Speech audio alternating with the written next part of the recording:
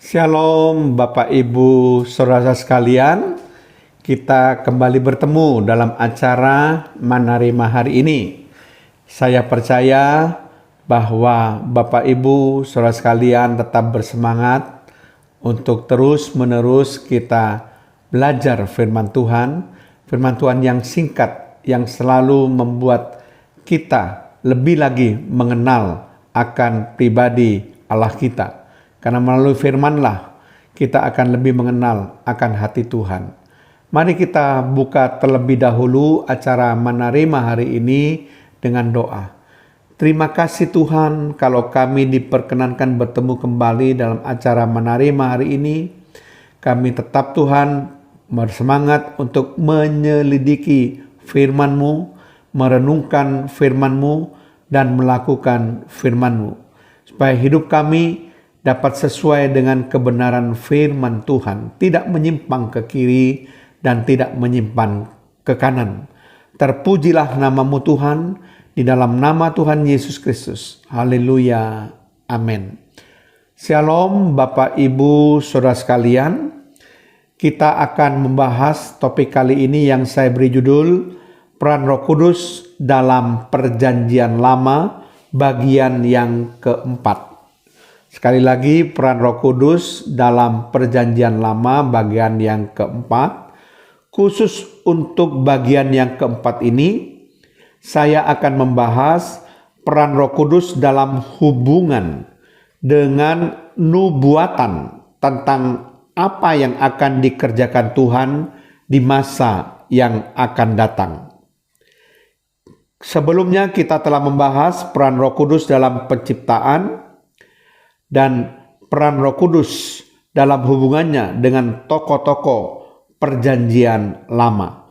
Kali ini kita akan membahas peran Roh Kudus dalam semua nubuatan Perjanjian Lama tentang apa yang harus terjadi di waktu yang akan datang menurut rencana Allah.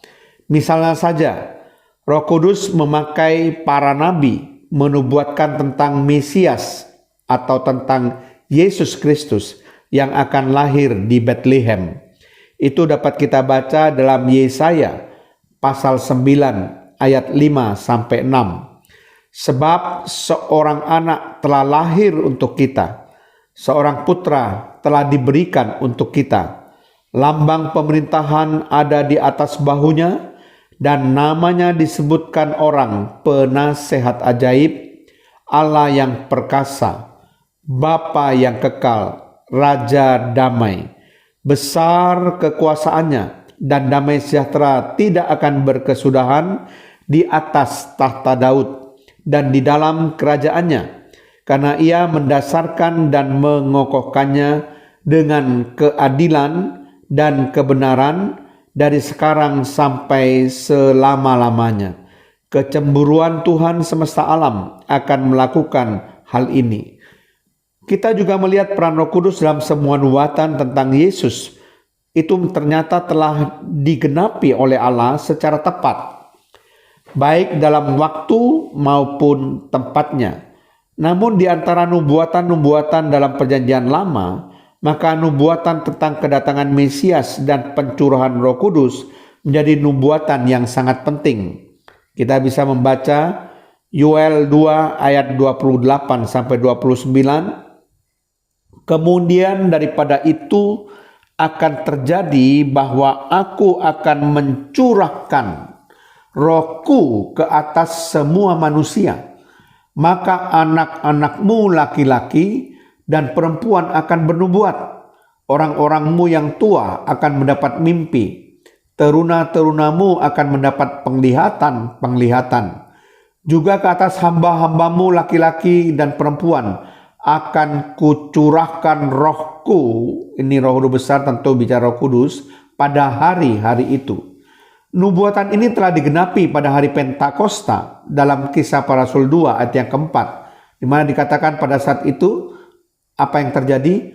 Maka penuhlah mereka dengan Roh Kudus, lalu mereka mulai berkata-kata dalam bahasa-bahasa lain seperti yang diberikan Roh itu, ini Roh besar, Roh Kudus, kepada mereka untuk mengatakannya.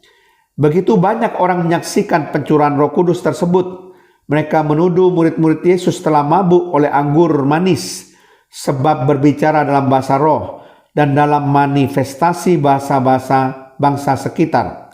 Pada saat itu Rasul Petrus menjawab mereka tentang penggenapan nubuatan Yoel pasal yang kedua ini. Perhatikan penjelasan dari Rasul Paulus dalam Kisah Para Rasul 2 ayat 16-17. Rasul Petrus mengatakan demikian. Tetapi itulah yang difirmankan Allah dengan perantaraan Nabi Yoel akan terjadi pada hari-hari terakhir. Demikianlah firman Allah bahwa aku akan mencurahkan rohku ke atas semua manusia. Maka anak-anakmu laki-laki dan perempuan akan bernubuat dan teruna-terunamu akan mendapat penglihatan-penglihatan dan orang-orangmu yang tua akan mendapat mimpi. Jadi itulah sebabnya tidak mungkin kita dapat memahami peran Roh Kudus dalam perjanjian baru tanpa memahami lebih dahulu peran Roh Kudus dalam perjanjian lama. Karena ini ada kaitannya. Seperti yang kita baca tadi. Bagaimana pencurahan Roh Kudus di dalam hari Pentakosta ada kaitannya dengan nubuatan Yoel. Amin. Mari kita berdoa. Terima kasih Tuhan. Kalau kami sudah belajar tentang topik ini, di mana peran Roh Kudus di dalam perjanjian lama ini, di dalam hal penggenapan nubuatan di dalam perjanjian lama. Terima kasih Tuhan Yesus Kristus, kiranya Tuhan tetap memberikan pada kami hikmat, pengertian, akal budi, kebijaksanaan untuk kami makin mengerti akan firman-Mu Tuhan. Di dalam nama Tuhan Yesus Kristus, haleluya, amin.